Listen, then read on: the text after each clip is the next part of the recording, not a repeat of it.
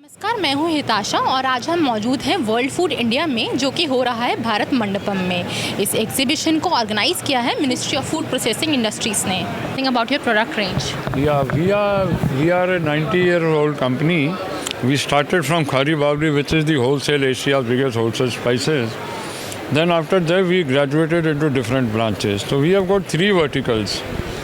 We have our own brand under the own brand name Minar, where we make blended spices. Have a restricted around 17 SKUs catering to the main consumers, end consumers. Then we have got into, we are into B2B. You understand B2B? We are the biggest supplier of whole spices to all the major, you name a masala company which is not buying from us. We have our sources are very strong. We have got our own plantations in Vietnam, Indonesia.